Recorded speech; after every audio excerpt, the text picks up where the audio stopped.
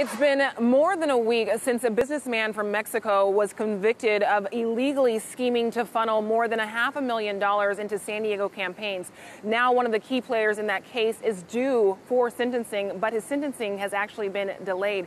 I'm joined outside of the federal courthouse with Amita Sharma. She's the investigative reporter who's been following this case from the very beginning. Can you talk to us about the delay of the sentencing for Ernie Encinas? Well, so Encinas cooperated with federal prosecutors in their case against Jose Susimo Azano Matsura. Azano is scheduled to be sentenced on December 12th, I believe. And so typically what happens is that the cooperators who might themselves be accused of wrongdoing get sentenced after the people whom they helped get convicted are sentenced. So as a result, Encinas is scheduled to be sentenced on January 9th. Now, regarding how Encinas helped Azano to funnel money into San Diego campaigns, you actually reviewed the campaign disclosure documents for Dumanis for 2011 and 2012. Can you tell me, what did you find? Well, it's interesting. What I found was that more than 24 donors had ties to Encinas. They were either related to Encinas, they were friends with Encinas, or they worked with him, or they worked for him. Only 3 of those people were flagged as straw donors by the San Diego Ethics Commission. We don't know about the others. Prosecutors never introduced them, their names, their initials in federal court as evidence or in any legal filings. So it could be that they were legitimate, or it could be that they were straw donors and that the government simply used that information as leverage in their plea talks with Encinas, because Encinas pleaded guilty to conspiring to help Azano get his foreign money into the campaigns and committees devoted to helping former San Diego Mayor Bob Filner and District Attorney Bonnie Dumanis when they ran for mayor in 2012.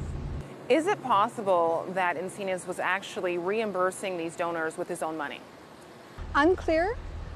Extremely unlikely, because Encinas himself had some financial troubles. There were civil actions filed against him for non-payment totaling about, well, several $1,000s.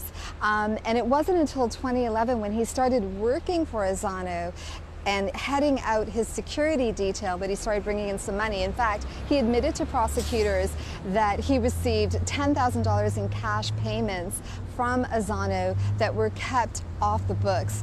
And in 2011, I believe he admitted that he did not report $147,000 in cash payments. And in 2012, he admitted to not reporting $75,000 in cash payments to the federal government.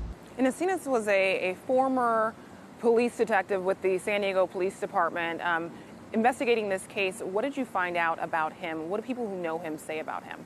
Well, outside of him being the go-between for Azano and the candidate campaigns, those who know Encinas say he is a humble guy, that he's not a typical cop who is on some sort of power trip. They say that this is a guy with a great sense of humor who is always smiling. That being said, Encinas did work in Vice at the San Diego Police Department, and one person whom I spoke to who knows Encinas well says, look, there are 2 different types of people who work in Vice. Those who loathe the nightclub industry, the entertainment industry, and they want nothing to do with it. And then there are those who get to know the nightclub owners and begin to like that environment. He says Encinas fell into the latter category, and ultimately Encinas became a consultant to the nightclub industry, and federal prosecutors say the reason he got into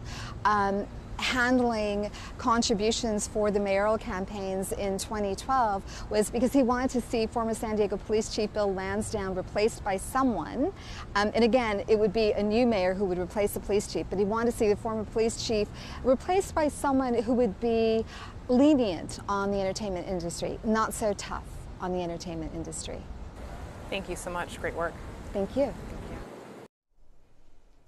We'll continue to follow this campaign finance investigation on air and online at kpbs.com.